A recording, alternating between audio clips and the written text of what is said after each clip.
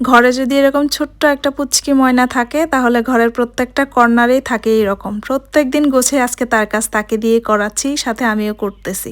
একা ছোট্ট মানুষ কিভাবে সারাদিন আমার সাথে সময়টা পার করে দেখেন। আমি একটা ঘরের কাজ ঠিকঠাক ভাবে করতে পারি না, প্রত্যেকটা কাজে তার হাত দিতেই হবে। এখনো ভ্যাকুয়াম ক্লিনার কিনতে পারি নাই, ব্রাশ দিয়ে এইভাবে করে ঘরের কার্পেটগুলো পরিষ্কার করতেছি। দুইজনে মিলে ঘরের কাজ করতেছি, তাকে এভাবে ব্যস্ত রাখতে ভালোই লাগে। সোফার কাভারগুলো দিয়ে দিছি, অনেকদিন কাভার ছাড়া, মনে হচ্ছিল যে কাভার দিলে ভালো হবে।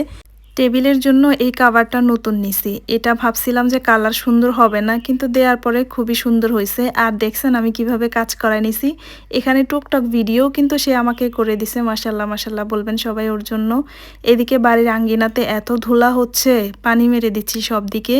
আর আমাদের বাড়ির পানির ব্যবস্থা নিয়ে অনেকের অনেক রকমের প্রশ্ন। এই দেখেন মোটরের পানি আছে, উপরে টাঙ্কিতে তো পানি আছে, আর নিচের পানিগুলো রাখি আমি বাহিরে রান্না করলে এই পানিটার প্রয়োজন হয়। আর মা মেয়ে মিলে প্রত্যেকদিন এইভাবে ঘরটা গুছিয়ে রাখি। আমাদের যেমন আছে তেমনই সুন্দরভাবে গুছিয়ে রাখার চেষ্টা করি। আর এই রুমটাতে কেউ থাকেও না, খালি পড়ে থাকে। এই রুমে সব কাপড় চোপড় এনে জমা রাখি। এটা হচ্ছে বাড়ির বাইরের আঙিনা, এটা হচ্ছে মেইন গেট। তারপরে এই পাশে বিভিন্ন রকমের গাছ লাগানো আছে। এইটা হচ্ছে উঠান, উঠানটা আমি পানি মেরে সুন্দর করে ধুয়ে রাখছি, তারপরে ধুলা হয়। এটাই হলো আমাদের ছোট্ট বাড়ি।